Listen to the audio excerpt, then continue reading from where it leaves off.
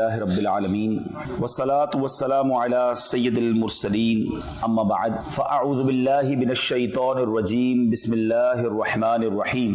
پڑھیے الصلاة والسلام علیک یا رسول اللہ وعلی آلک واصحابک یا حبیب اللہ. الصلاة والسلام علیک یا نبی اللہ وعلی آلک واصحابک یا نور اللہ. درود پاک پڑھنے کے بے شمار فضائل و برکات ہیں. بہت ساری احادیث فضائل درود میں ملتی ہیں اور بہت سارے واقعات بھی ملتے ہیں. ایک بڑا امیزنگ، بڑا ہی حیرت انگیز واقعہ، سرور کائنات صلی اللہ تعالی علیہ وسلم میرے آقا ایک بار صحابہ کرام علیہ رضوان کے ساتھ کہیں تشریف لے جا رہے تھے کہ راستے میں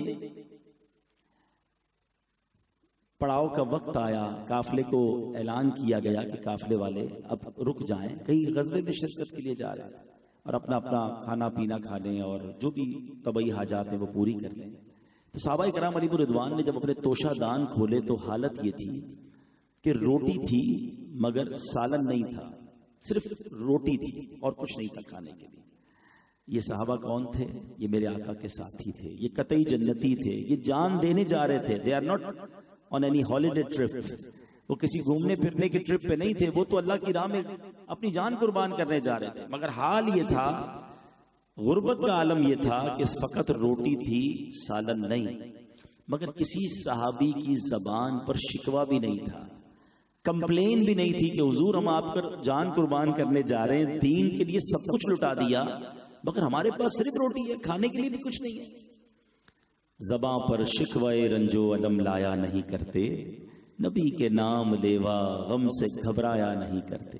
ان کے پاس کچھ نہیں تھا پھر بھی وہ راضی تھے. ہمارے پاس بہت کچھ ہے پھر بھی لوگوں کی زبان پر شکوے ہیں، کمپلینز ہیں. اب کیا ہوا دیکھیں، جب بندہ صبر کرتا ہے نا تو پھر کیسے غیبی مدد ہوتی ہے. شہد کی مکھی میرے آقا علیہ الصلوۃ والسلام کی بارگاہ میں حاضر ہوئی اور نبی پاک کے مبارک کانوں کے پاس بنبنانے لگی. شہد کی مکھی کی ایک الگ ہی آواز ہوتی ہے. تو صحابہ کا عقیدہ دیکھیں کہ ایک صحابی عرض کرتے ہیں حضور ذرا یہ بتائیے یہ شہد کی مکھی آپ سے کیا عرض کر رہی ہے.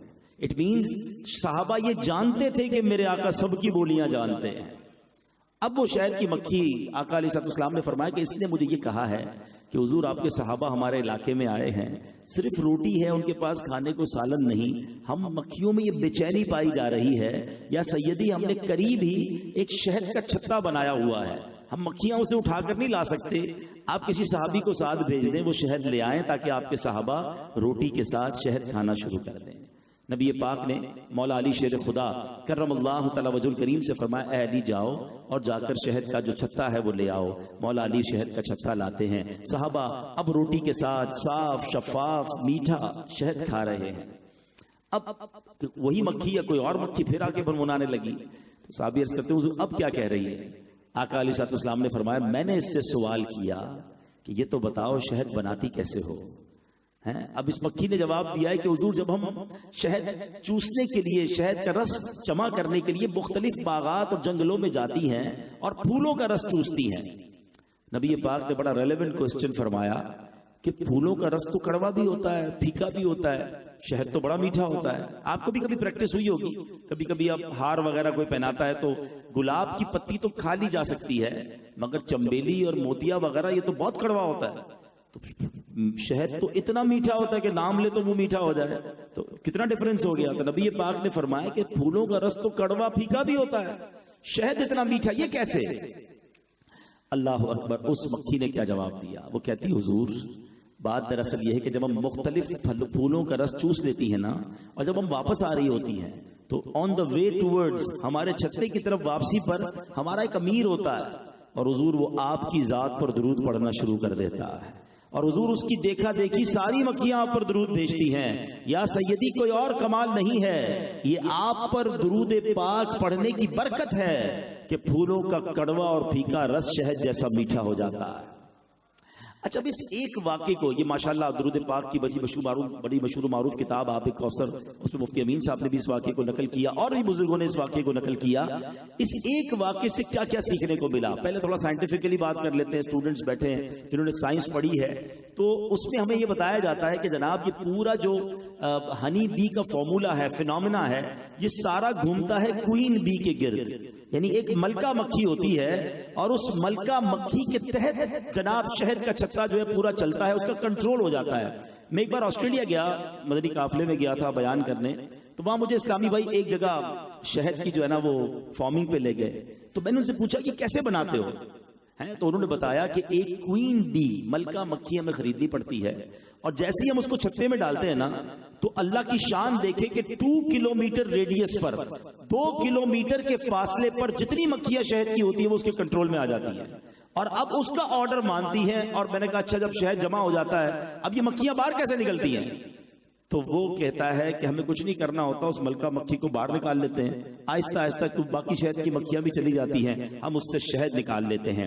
سائنس نے 1400 سال بعد سمجھا کہ یہ شہد بنتا کیسے ہے. میرے آقا علیہ الصلوۃ والسلام نے ہمیں تقریباً 1400 سال پہلے بتایا کہ ایک ملکہ مکھی ایک لیڈر ہوتا ہے اور سب اس کے تابع ہوتے ہیں اور وہ سب درود پڑھتے ہیں تو شہد میں مٹھاس آ جاتی ہے. سبحان اللہ. آج ہر ڈاکٹر، ہر جناب طبیب بتاتا ہے کہ تقریباً تمام بیماریوں کی شفا جو ہے وہ شہد میں موجود ہے. قرآن کہتا ہے شہد میں شفا ہے.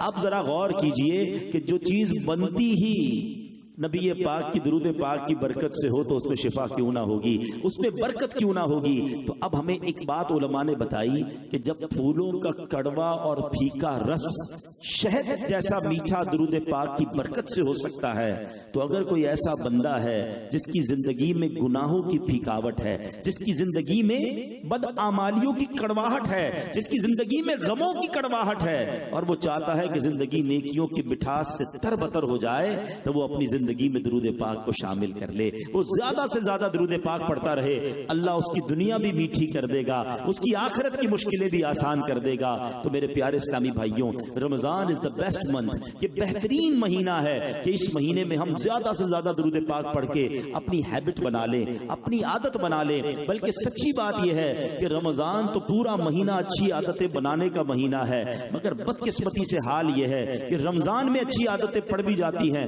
مگر پھر رمضان کے بعد ہم ان نیکیوں سے دور ہو جاتے ہیں. اس بار ایسا نہیں کرنا ہے. آئیے مل کر محبت کے ساتھ بآواز بلند درود پاک پڑھ لیں. صلو علی الحبیب صلی اللہ تعالی علی محمد صلی اللہ علیہ وسلم. رمضان ہمارے درمیان ہے، اللہ خیر کرے. ہمارے اللہ پاک بقیہ دن بھی ہمیں پورے روزے رکھنا، تراویح پڑھنا نصیب فرمائے. لیکن رمضان کے بعد جو ہم کرتے ہیں نا وہ درست نہیں کرتے. ایکچولی رمضان کیا ہے سمجھو. رمضان ہمارا شیطان سے مقابلے کے لیے پریکٹس کروائی جاتی ہے. یہ بچے بیٹھے نا نوجوان، ذرا ان کی زبان میں سمجھا دیتا ہوں. کبھی بڑا مقابلہ ہوتا ہے نا تو اس سے پہلے پریکٹس کروائی جاتی ہے. نیٹ پریکٹس کہتے ہیں لوگ، ٹھیک ہے، کیونکہ بڑا مقابلہ ہونا ہے تو اس سے پہلے پریکٹس ہوگی تو مقابلے میں مقابلہ کر سکیں گے، لڑائی کر سکیں گے. کہ جناب کوئی بھی سپورٹس ہوتا ہے، ایسے سمجھو کہ پورا مہینہ شیطان سے لڑنے کے لیے پریکٹس کروائی جا رہی ہے. شیطان بند ہے، رحمتوں کے دروازے کھول دیے ہیں، نیکیوں کا اجر بڑھا دیا ہے کہ تم پورا مہینہ پریکٹس کر لو کہ تم بھی نماز پڑھ سکتے ہو، تم بھی مسجد میں آ سکتے ہو، تلاوت کر سکتے ہو، اللہ کا ذکر کر سکتے ہو، گناہوں سے بچ سکتے ہو، روزہ بھی رکھ سکتے ہو. مگر جیسے ہی شیطان آزاد ہوتا ہے تو ایسا لگتا ہے پہلی بال پر ہی آؤٹ ہو جاتے ہیں. جیسے ہی چاند نظر آیا بندہ مسجد سے غائب. یہ کیا ہے؟ اب اپنے دل سے پوچھیں کہ ہم کیا کرتے ہیں، یہ کتنی بڑی مسٹیک کرتے ہیں. پورا مہینہ ہمیں رمضان عطا کیا گیا کہ نیک بن جاؤ. قرآن کہتا ہے تم پر روزے اس لیے فرض کیے لعلکم تتقون، تاکہ تم تقوی اختیار کرو. لیکن عجب معاملہ ہے کہ ایسے ہی رمضان جاتا ہے تو سب لوگ، کافی بڑی تعداد مسجدوں سے چلی جاتی ہے.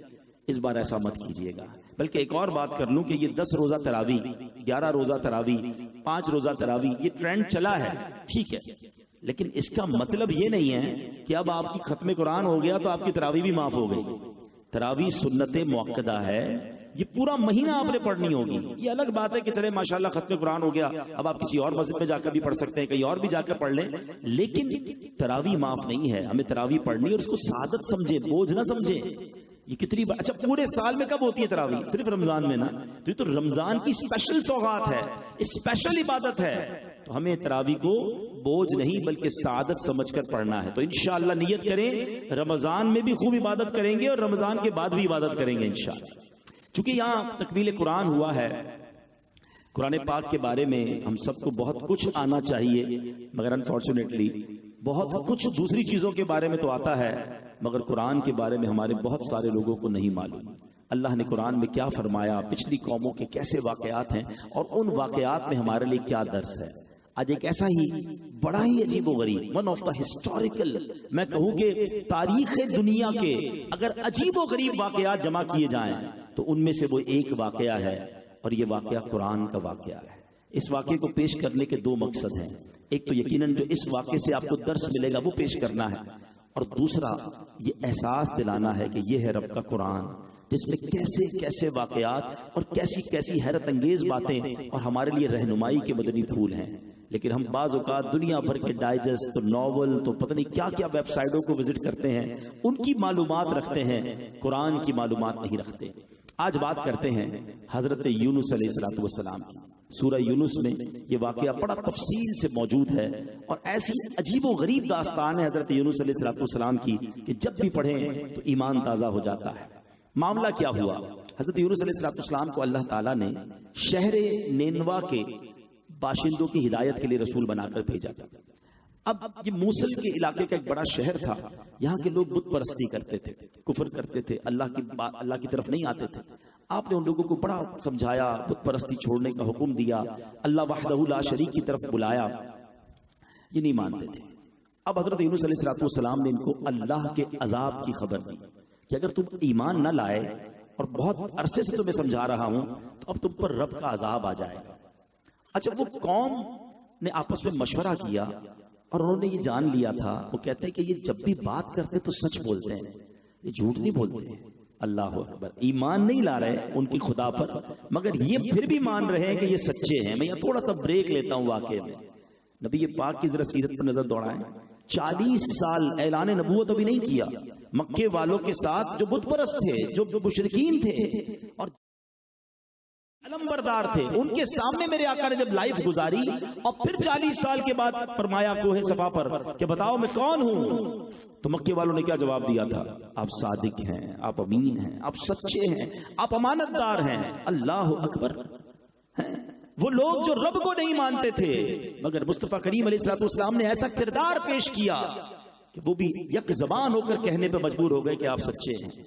اور آپ حضرت یونس علیہ السلام کی سیرت پڑھیں کہ آپ نے حالانکہ ان کو ان کی بات نہ ماننے کی وجہ سے، اللہ پر ایمان نہ ڈالنے کی وجہ سے عذاب کے بارے میں بتایا کہ تم پر اب عذاب آنے والا ہے، تو آپس میں مشورہ کیا یہ بات تو سچی کرتے ہیں، یہ ہیں انبیاء جو سچے ہیں.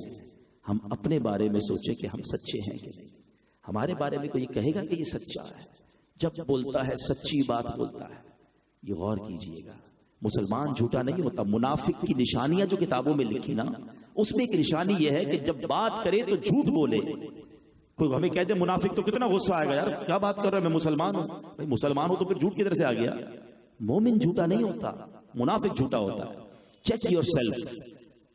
بزرگ بیٹھے، پہلے ہم کبھی کبھی سنتے تھے کہ یار بندہ کبھی کبھی جھوٹ بولتا ہے، لیکن آج کل تو حال ایسا ہو گیا کہ بندہ کبھی کبھی سچ بولتا ہے، ورنہ ہر معاملے میں جھوٹ بولنے کی عادت ہو گئی ہے. دوستوں کو ہنسانے کے لیے جھوٹ بولنا ہے، کامیڈی کے لیے جھوٹ بولنا ہے، ایسے ہی تفریح میں جھوٹ بولنا ہے، کاروبار میں جھوٹ بولنا ہے، گھر میں جھوٹ بولنا ہے، بچے کو باپ سے جھوٹ بولنا ہے، باپ نے گھاٹ سے جھوٹ بولنا ہے، شوہر نے بیوی سے جھوٹ بولنا ہے. یعنی جھوٹ تو ایسا لگتا ہے مسئلہ ہی کوئی نہیں ہے. اور پھر کئی لوگ ملتے بھی ہیں، کہتے ہیں یار گھر میں چین نہیں ہے، برکت نہیں ہے، بیماریاں دور نہیں ہو رہی ہیں. آپ کو پتہ ہے جھوٹ کی نحوست کیا ہے؟ حدیث پاک میں مضمون ملتا ہے جو بندہ ایک بار جھوٹ بولتا ہے نا، اس کی منہ سے ایسی بدبو نکلتی ہے کہ رحمت کا فرشتہ اس سے 1 میل دور ہو جاتا ہے. اب پتہ نہیں کتنا جھوٹ بولا ہے، کتنے فرشتے رحمت کے کتنے دور ہو گئے، تو اب بچا کیا ہمارے پاس؟ خدا را سچ بولے، سچ کو آنچ نہیں ہے. ایک حدیث پاک میں جملہ اتنا ڈرانے والا ہے کہ اللہ کے حبیب علیہ السلام فرماتے جس کا مضمون ہے کہ بندہ جھوٹ بولتا رہتا ہے یہاں تک کہ وہ اللہ کی بارگاہ میں کذاب لکھ دیا جاتا ہے. یعنی سوچے اس سے بڑا بدنصیب کون ہوگا جو اللہ کی بارگاہ میں جھوٹا لکھا ہوا ہے. تو بندہ جب سچ بولتا رہتا ہے، سچ بولتا رہتا ہے، تو بارگاہ الہی میں صدیق لکھ دیا جاتا ہے.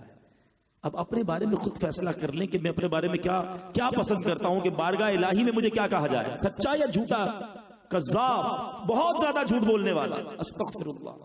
نہ کریں ایسا، توبہ کریں اور زندگی میں سچ کو اپنائیں. بیڑا پار ہو جائے گا جو سچا ہے. اچھا ایک اور بات بتاؤں، جو سچا ہے نا آپ کو بڑا پرسکون ملے گا، بہت پیسفل. سچوں کے چہرے پہ نور بھی ہوتا ہے. اچھا سچا پیسفل اس لیے بھی ہوتا ہے کہ اس کو کوئی بات چھپانی نہیں ہوتی. اس سے آپ جب بھی کوئی بات پوچھیں وہ کریکٹ بات بتائے گا. جھوٹے کا ٹینشن یہ ہے کہ اس کو ہر بات چھپانی ہوتی ہے اور وہ آپ کو مضطرب ملے گا، پریشان ملے گا. اس کی وجہ بھی ہے. اب مثال کے طور پر کوئی جاب کر رہا ہے اور کہیں 2 دن کی چھٹی کر دی. صاحب نے کہا کیوں بھائی کہاں تھے؟ کہا وہ نانی بیمار تھی تو وہ ہاسپٹل جا کے آیا تھا. اچھا تھوڑے عرصے کے بعد پھر 2-3 دن چھٹی کی. اب کیا ہوا؟ وہ نانی کا انتقال ہو گیا.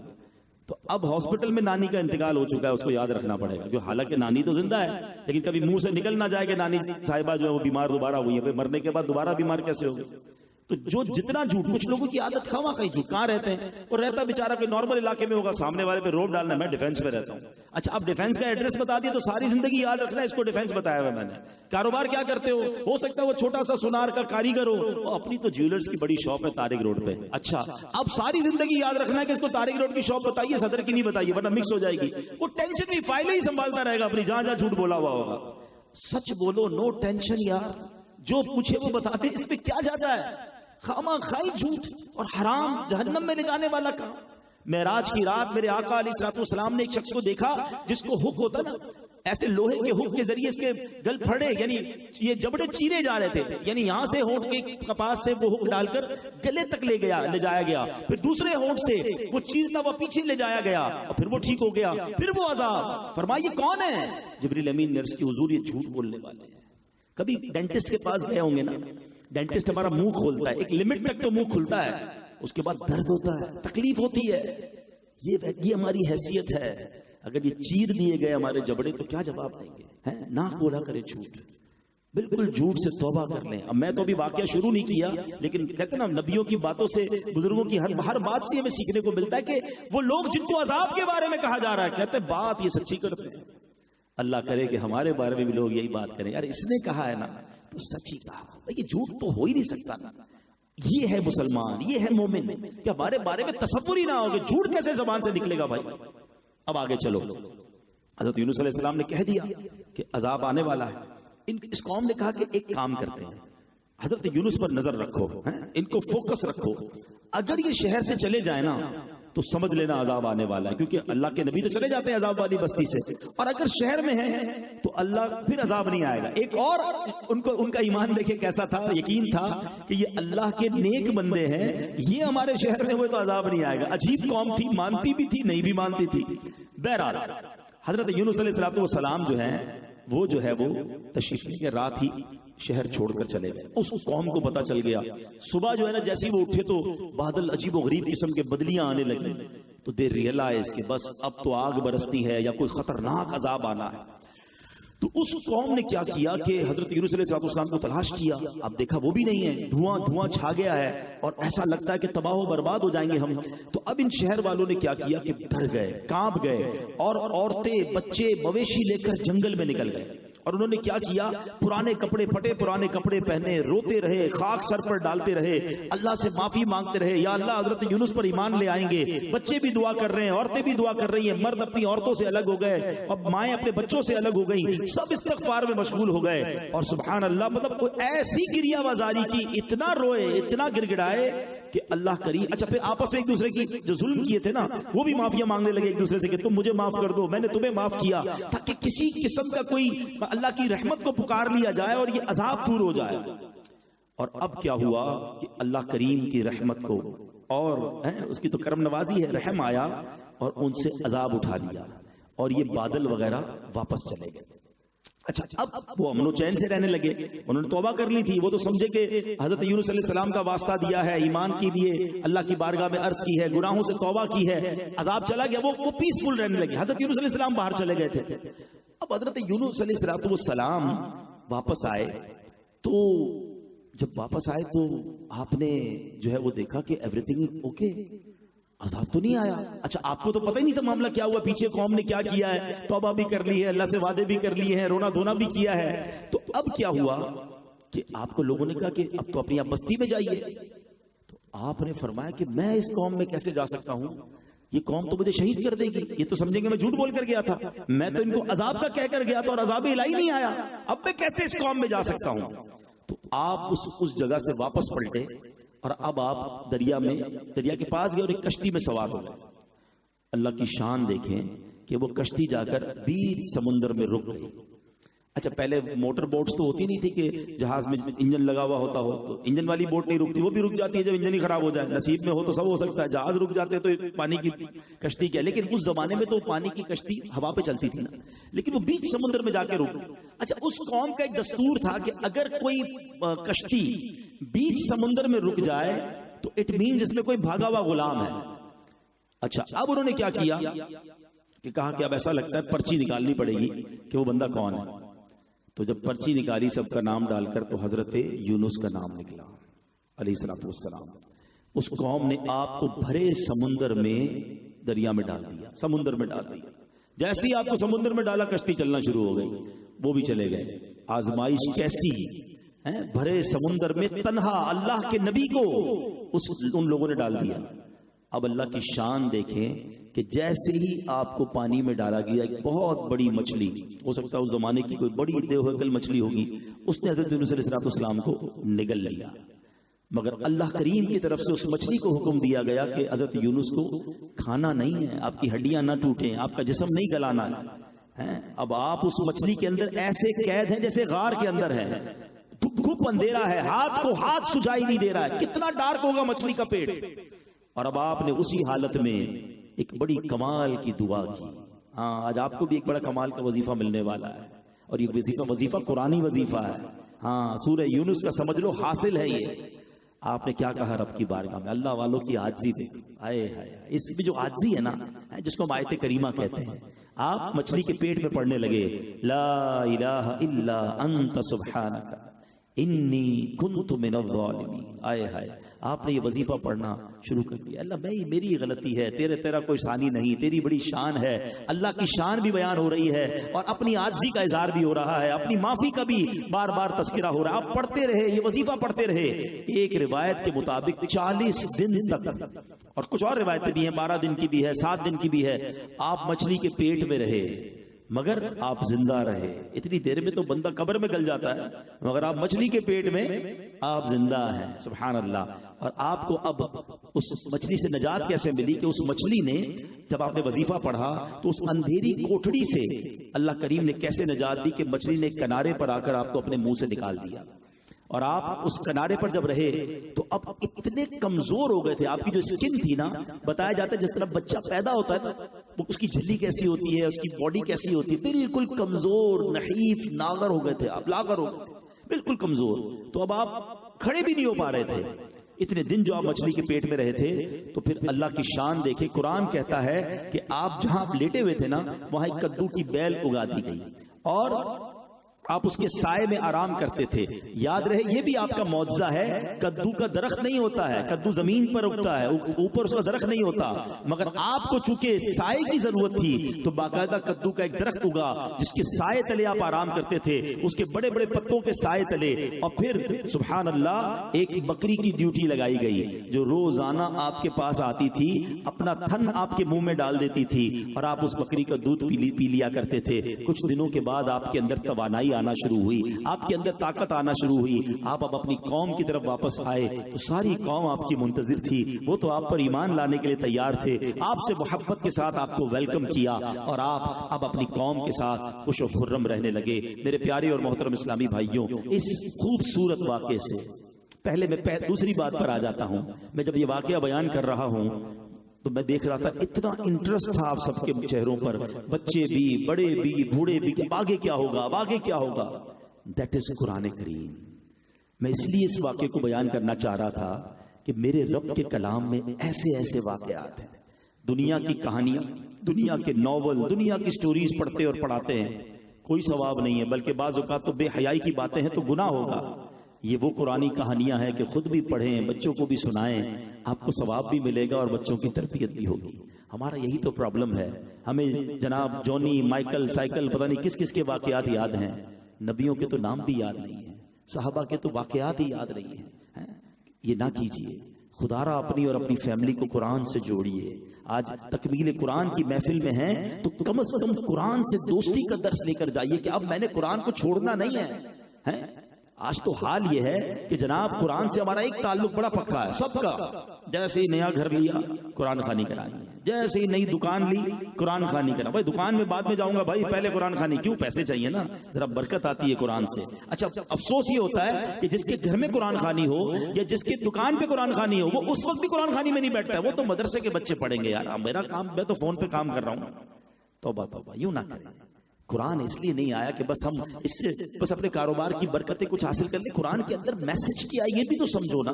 اللہ نے کیا پیغام دیا ہے ہمارے لیے, اس کے لیے ٹائم نہیں ہے. قرآن اب رمضان میں کئی لوگ پڑھ رہے ہیں, پھر پورا سال وہ بھی قرآن سے دور ہو جائیں گے. وہ ایک واقعہ مدنی چینل پر ہی سنا تھا کہ ایک صاحب کسی کے گھر میں گئے, بڑے نیک آدمی تھے, دعوت ہوئی تو دعوت کھلائی پلائی چلے گئے. تو گھر والوں نے سوچا کہ ڈرائنگ روم میں جہاں دعوت کھلائی تھی وہاں کچھ بڑے قیمتی پیسے بھی پڑے ہوئے تھے, وہ کہاں گئے؟ نہیں یار وہ بندہ تو بڑا نیک تھا, چور تو نہیں تھا, لیکن پیسے غائب ہو گئے. ایک سال بعد وہ شخصیت پھر آئی تو کہا حضرت ناراض مت ہوئیے گا, پچھلے سال بھی آپ آئے تھے, ایک بڑی رقم تھی ہماری, آپ نے دیکھی تھی. یہ نہ سمجھے گا ہم آپ پر الزام لگا رہے, لیکن وہ جب سے آپ آئے تھے جب سے غائب ہوئی ہے. وہ بزرگ رونے لگ گئے. تو میزبان کہتے نہیں آپ ناراض نہیں ہو, آپ پر الزام نہیں لگا رہے. تو کہا نہیں میں اس لیے نہیں لو رہا, تم مجھ پہ الزام لگا رہے ہو. مجھے افسوس یہ ہے کہ ایک سال ہو گیا ہے تمہارے گھر میں قرآن ہی نہیں کھلا ہے. کہا حضرت یہ کیسی بات کر رہے ہیں؟ کہا ڈرائنگ روم میں وہ سامنے قرآن پڑھا, ذرا اٹھائیے. وہ جلدان جیسے ہی کھولا تو پیسے اس کے اندر پڑے تھے. کہا مسئلہ یہ تھا جب تم مجھے ڈرائنگ روم میں بٹھا کر کھانا لینے گئے تھے تو تمہارے پیسے بکھرے ہوئے تھے. میں نے سوچا کہ گر کھو جائیں گے, قرآن کے اندر رکھ دیتا ہوں, روز تلاوت ہوتی ہوگی, جیسی صبح کھولیں گے تو آپ کو مل جائیں گے. اس کا مطلب ایک سال ہو گیا آپ کے گھر میں قرآن ہی نہیں کھلا ہے. سوچو نا, ہمارا بھی تو یہی حال نہیں ہے. وہ ایک پوسٹ دیکھی تھی سوشل میڈیا پر, واٹس ایپ یا Facebook, online since 10 minutes before, 10 minute پہلے آن لائن تھا, اور قرآن ایک سال پہلے آن لائن کیا تھا, 12 مہینے پہلے. ایسا نہ کرو, قرآن سے آج دوستی کر لیں. آج یہ ختم قرآن کی محفل میں پکی سچی نیت کر کے جائیے. رب کا کلام میرے اور آپ کے لیے ہے, ہم ہی نہیں پڑھیں گے, مسلمان ہو کر قرآن نہیں پڑھیں گے, قرآن سمجھیں گے نہیں. دنیا بھر کے میسج پڑھنے کا ٹائم ہے, اللہ کا پیغام سننے اور پڑھنے کا ٹائم نہیں. میں نے صرف ایک واقعہ بیان کیا, ایسے 100 کے قریب واقعات قرآن میں موجود ہیں. 90 کے قریب وہ آیتیں ہیں جس میں رب نے مجھ سے اور آپ سے بات کی ہے. یا ایھا الذین آمنو کہہ کر, اے ایمان والو. آپ کو پتا ہے اللہ نے کیا بات کی ہے, کیا پیغام دیا ہے؟ ہمیں پاس تو وہ بھی ٹائم نہیں ہے پڑھنے کا. یہ چلے گا اللہ کی بارگاہ میں کہ یا اللہ بہت بیزی تھا, فیملی کو بھی ٹائم دینا تھا, کاروبار بھی بڑا تھا, اس لیے میں پڑھ نہیں سکا. کہا اللہ تیرا پیغام نہیں سن سکا. میں چوٹ کرنے کے لیے ایک اور مثال دیتا ہوں. ماشاءاللہ کئی لوگ بیٹھے ہیں, اونرز بیٹھے ہیں, فیکٹری کے دکاندار. ہم آج کل کیا کرتے ہیں, رات کو اپنے امپلائی کو, اپنے مینیجر کو, اپنے اکاؤنٹنٹ کو ایک میسج کرتے ہیں کہ بیٹا صبح اٹھ کے وہ فلاں بینک سے پیسے لے لینا, ادھر جمع کرا دینا, اس کو پیسے دے دینا, وہاں سے ڈاکیومنٹ اٹھا لینا. 5-6 کام دے کر ہم سو جاتے ہیں. اب پتہ ہے ہم دیر سے بھی اٹھیں گے تو یہ ہمارے سارے کام ہو گئے ہوں گے. اس کی ڈیوٹی یہ ہے کہ صبح اٹھ کے ہمارا میسج سنے گا اور ہمارے کام کر لے گا. کسی ایک دن آپ اٹھے ہیں اور اپنے مینیجر کو پوچھیں کیا ہوا بیٹا, وہ سارے کام ہو گئے؟ وہ کہے وہ صاحب وہ آپ کا میسج سننے کا ٹائم نہیں ملا. آپ بتاؤ کیا جواب دو گے؟ تمہاری نوکری کس چیز کی ہے, تمہاری ڈیوٹی کیا ہے؟ تمہیں پتا ہے کتنا نقصان ہو گیا, تم نے پیغام ہی نہیں سنا. میں نے تمہارے آسرے پر یہ سارے کام چھوڑ دیے. آپ غصہ کریں گے, آپ ناراض ہوں گے. مجھے ایک بات بتاؤ, تمہارا پیغام تمہارا امپلائی ایک دن نہ سنے تمہیں برا لگتا ہے؟ رب کا پیغام تمہیں 40 سال پہلے مل چکا ہے. کوئی یہاں 50 سال کا بیٹھا ہے, کوئی 30 سال کا بیٹھا ہے, ساری زندگی گزر گئی. قرآن کا پیغام نہ پڑھنے کا ٹائم ہے نہ سننے کا ٹائم ہے. کیسی زندگی ہم گزار رہے ہیں. اب تو ہمارے علماء کو اللہ سلامت رکھے کتنا آسان کر دیا. پہلے مشکل تھا, اب تو اردو میں ترجمے, تفسیر, آن لائن ایپلیکیشنز, ہمارے فنگر ٹپ پر چیزیں, ویب سائٹیں بنا دی گئی, آڈیو لنک کے ذریعے تفسیر سن لو. پھر بھی قرآن سے دور ہے. نہ کرو ایسا. ہم سب نے مرنا ہے, ہم سب نے اللہ کی بارگاہ میں جانا ہے. ہم کیا جواب دیں گے کہ قرآن پڑھنے کا ٹائم ہی نہیں ملا؟ تو پلیز آج اچھی نیت یہ کر لو کہ انشاءاللہ بڑی مبارک محفل ہے, تکمیل قرآن کی محفل ہے, کہ اب آج سے آن ورڈ روزانہ کچھ نہ کچھ قرآن پڑھوں گا انشاءاللہ, سمجھوں گا انشاءاللہ. دعوت اسلامی آپ کو سروس دیتی ہے نا, آن لائن قرآن آپ پڑھ سکتے ہیں, مدرسے میں جا کر پڑھ سکتے ہیں. اس کے بعد جناب آپ ایپلیکیشن کے ذریعے فری ڈاؤن لوڈ کر سکتے ہیں تفسیر قرآن. صراط الجنان تفسیر قرآن کی ایپلیکیشن آ گئی ہے, آڈیو بھی موجود ہے, اس پہ تحریری بھی موجود ہے. پھر بھی نہ پڑھیں تو پھر ہمارا قصور ہے. اب آتے ہیں میں واپس اس واقعے کی طرف. کتنا شاندار درس ہے. اللہ کے نبی ہیں آزمائش کیسی کہ مچھلی کے پیٹ میں، پہلے تو سمندر میں غرق کر دیا گیا، پھر مچھلی کے پیٹ میں ہے، مگر اس ساری آزمائش میں بھی شکوہ نہیں ہے، کمپلین نہیں ہے، یا اللہ میرا قصور کیا ہے، میں تو تیرا نبی ہوں، تیری عبادت کرنے والا ہوں، میں لوگوں کو تیری طرف بلا رہا تھا۔ آج لوگ عجیب عجیب باتیں کرتے ہیں، یار میں تو روزے بھی رکھتا ہوں، نماز بھی پڑھتا ہوں، زکوٰۃ بھی دیتا ہوں، مجھ پر آزمائش کیوں آتی ہے؟ مجھے نہ جانے کس بات کی سزا دی جا رہی ہے۔ او اللہ کے بندوں، اللہ والوں پر امتحان آتا ہے، کربلا والوں کا کیا قصور تھا؟ خود نبی پاک علیہ السلام کے ساتھ جو آپ کی حیات طیبہ میں طائف کے میدان میں لے لیں، مکے کی گلیوں میں لے لیں، کتنا ستایا گیا۔ تو اللہ والوں کو امتحان میں مبتلا کیا جاتا ہے ان کے درجے بلند کرنے کے لیے، لیکن ہمیں چھوٹی سی تکلیف آ جائے، چھوٹی سی ٹینشن، چھوٹی سی بیماری، تھوڑا کاروبار ڈاؤن ہو جائے، ذرا موڈ آف ہو جاتا ہے۔ کئی لوگوں کے تو گھر والے مارکیٹ دیکھ کر بات کر رہے ہوتے ہیں، یہ جیولرز بیٹھے نا، مارکیٹ اچھی ہے تو آج موڈ اچھا ہے صاحب کا، جس دن مارکیٹ ڈاؤن اس دن گھر والوں کی بھی خیر نہیں ہے۔ چلو بھائی، گھر والے بھی شاید مشورہ کر کے فون کرتے ہوں گے، آج کام نہیں، آج موسم ٹھیک نہیں ہے۔ تو ایسا نہیں ہونا چاہیے، کاروبار اوپر نیچے ہو تو اس میں گھر والوں کا کیا قصور ہے؟ تو اپنی فیملی کے ساتھ اچھا برتاؤ رکھیں، اللہ کی بارگاہ میں شکر بھی ادا کیا کریں۔ اللہ نے مجھے اور آپ کو کروڑوں سے اچھی لائف دی ہے، کروڑوں سے اچھا بنایا۔ کئی لوگ بڑی بڑی بیماریوں میں ہیں، میں پچھلے کئی دنوں سے، ہمارے قریب کے لوگ ہیں، میرے بہت قریب ہیں، آپ دعا بھی کر دیں، تکمیل قرآن کی محفل ہے، ایک 26 سال کا بچہ ہے اور اس کو کینسر ہو گیا ہے۔ ایک میرے بچپن کا دوست ہے، میرے ساتھ ہی ہوتے ہیں ماشاءاللہ، ان کو بھی کینسر ہو گیا ہے۔ اب میں سوچتا ہوں کہ یہ کینسر ہمیں نہ ہونا ہے، کچھ بھی نہ ملتا، صرف ہمیں کوئی بڑی بیماری نہیں ہے۔ کبھی صحت کی قدر پوچھنی ہے تو کسی بیمار سے جا کر پوچھو، جس کے گردے کے ڈائلسس ہو رہے ہوں، جس کو کینسر ہو گیا ہو، جس کو نہ جانے کوئی اور بیماری ہو گئی، کیا زندگی، پیسہ کس کام کا؟ بندہ سوچ کے پاگل ہو جائے کہ اب پتہ نہیں میری بیماری اور مجھے آگے کہاں تک لے جائے گی۔ لیکن ہم ہیں کہ زبان پر شکر نہیں ہے۔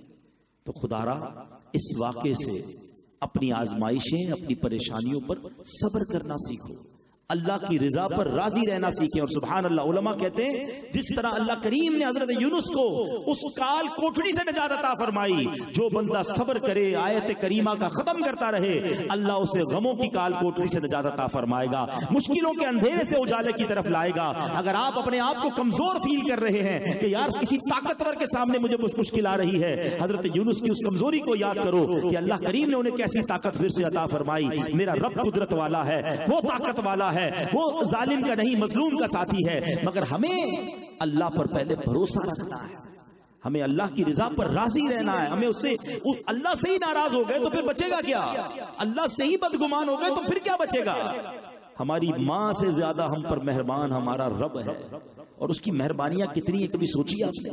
دنیا کا کیا دستور ہے کہ یار ہمیں کوئی گفٹ دے دے، کوئی مہربانی کر دے، ہم چاہتے وہ ناراض نہ ہو، وہ ہمیشہ خوش رہے۔ اللہ نے کتنی مہربانیاں کی ہیں ہم پر، کبھی سوچا ہم نے؟ مجھ پر میری پیدائش سے پہلے میرا رب مہربانیاں فرما رہا ہے۔ ہاں پیدا ہونے کے بعد تو ہے ہی تفصیل، لیکن میں آج آپ کو کسی اور طرف لے جانا چاہتا ہوں۔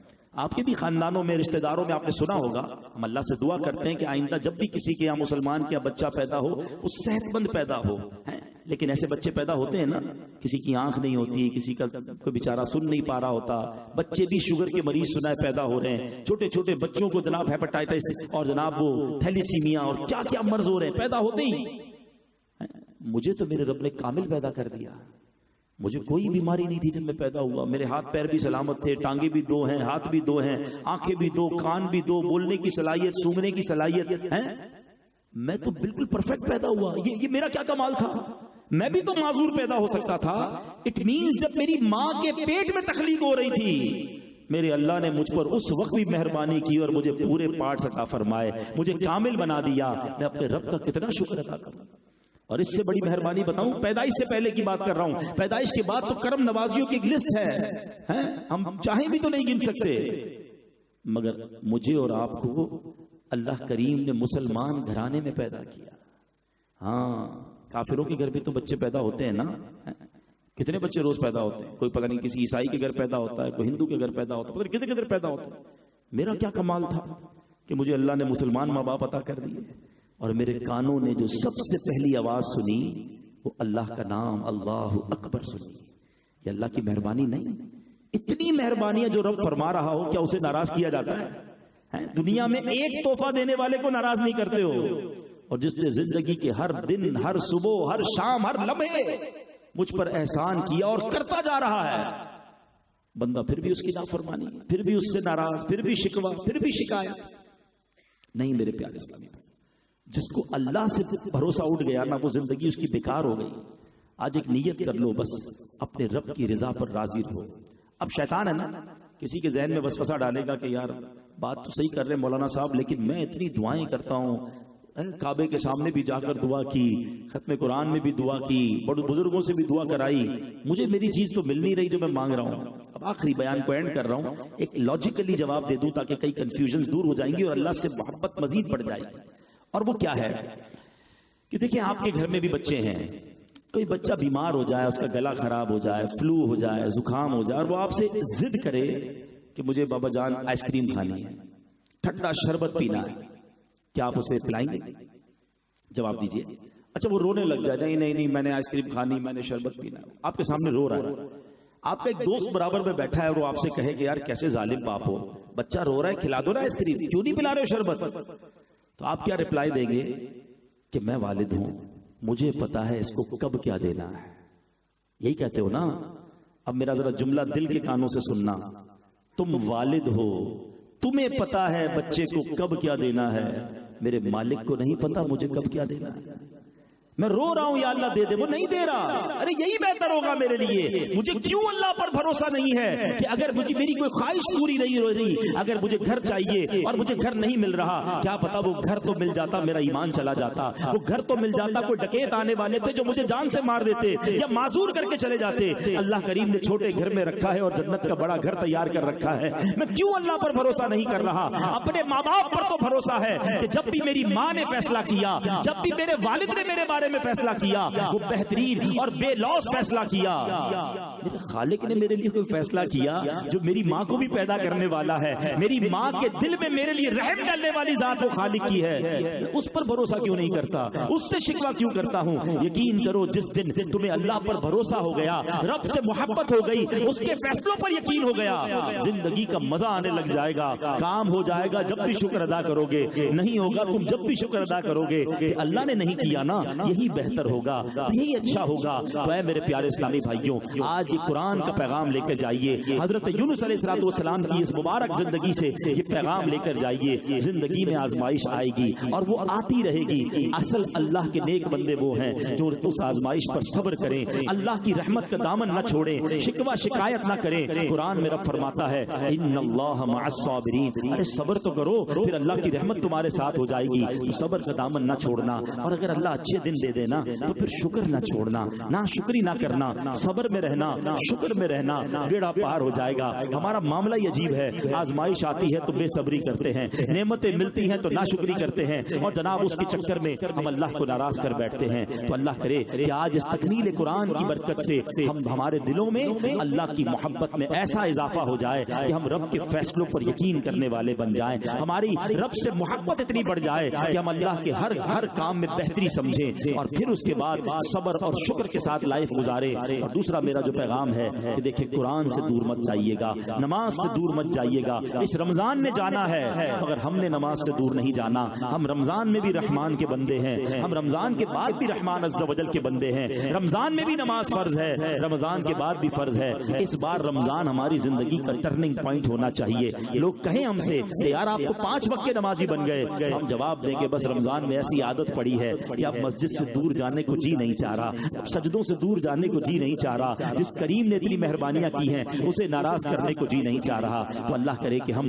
نیک بن جائیں، نمازی بن جائیں. اور آج کے دور میں اگر آپ اس کو کنٹینیو کرنا چاہتے ہیں، پنکچوئل بننا چاہتے ہیں نماز کا اور دین کے کاموں کا، تو پھر دعوت اسلامی کا ماحول تھام لیجئے کہ جہاں سارا سال نمازوں کا، سنتوں کا درس دیا جاتا ہے. اس مدنی ماحول سے جب آپ وابستہ ہو جائیں گے تو انشاءاللہ نیکیاں کرنا آسان ہو جائے گا. ماہ رمضان میں ایک اور کام ضرور کیجئے، یہ ماہ سخاوت بھی ہے. اللہ کی راہ میں دل کھول کر خرچ کرے. کئی لوگ اپنی زکات نکالتے ہیں، لیکن یاد رہے ہمارے یہاں سنارے بھائی بھی بیٹھے ہیں، بلڈرز بھی بیٹھے ہوں گے، مجھے لائیو بھی سنا جا رہا ہے، بعد میں بھی سنا جائے گا. میری ایک یوں سمجھیے کہ ریسرچ ہے کہ جب تک لوگوں کی ہزاروں میں یا لاکھوں میں زکات بنتی تھی، لوگ دے دیتے تھے، مگر اب ماشاءاللہ جن کو اللہ نے نوازا اور زکات بڑھتے بڑھتے کروڑوں میں پہنچ گئی ہے، تو اب امتحان پڑنا شروع ہو گیا ہے، اب انسان کے دل پر بوجھ آنا شروع ہو گیا ہے، چاہے زکات ہزاروں میں ہو، چاہے لاکھوں میں بنتی ہو یا چاہے کروڑوں میں بنتی ہو، کبھی زکات کو بوجھ نہ سمجھنا۔ خدا کی قسم یہ اللہ کا مجھ پر اور آپ پر احسان ہے،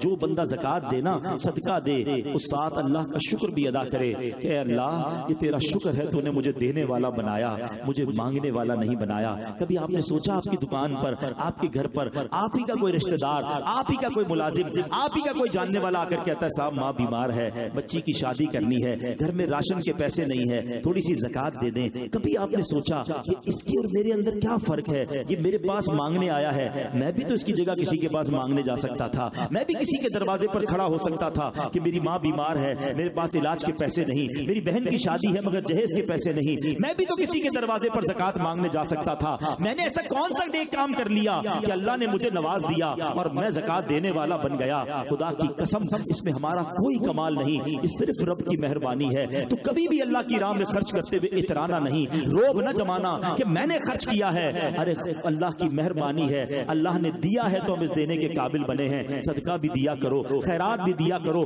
زکات بھی دیا کرو، ساتھ سجدہ شکر بھی ادا کیا کرو کہ مولا تو نے دینے والا بنایا، یہ فقط تیری مہربانی ہے۔ تو زکات کو بوجھ نہ سمجھے، حدیث پاک کا مضمون ہے زکات مال کا میل ہے کہ جس مال میں مل جاتا ہے اس کو برباد کر دیتا ہے۔ جو اپنی زکات روک کے بیٹھتے ہیں، کیلکولیٹ صحیح نہیں کرتے، ہم دیکھتے ہیں بعد میں بیماریوں میں، بعد میں اور پرابلمز میں ان کے پیسے خرچ ہو رہے ہوتے ہیں۔ پوری زکات دیں، یہ ہسٹری ہے کہ جس نے رزق حلال کمایا اور زکات پوری دی، اگلے سال وہ اپنی زکات زیادہ ہی دے رہا ہوتا ہے۔ اس کا کیا مطلب ہے کہ اس کا مال اور بڑھ رہا ہے، اللہ اس میں اور برکت ڈال رہا ہے۔ اللہ کی راہ میں خرچ کرنے سے مال کم نہیں ہوتا۔ لوگ آج کل انشورنس کرواتے ہیں، گارڈ رکھتے ہیں، سیکیورٹی کرواتے ہیں۔ آؤ میں نبی پاک کی زبانی تمہیں سیکیورٹی بتاتا ہوں۔ میرے آقا علیہ الصلوۃ والسلام فرماتے ہیں زکات دے کر اپنے مال کو مضبوط قلعوں میں قید کر لو، یعنی آپ کی پراپرٹی، آپ کا مال یہ قلعے میں، دیوار میں قید ہو رہا ہے، یہ روحانی حصار ہے۔ اگر بندہ زکات دیتا ہے اللہ اس کے مال کی حفاظت فرماتا ہے۔ تو بہرحال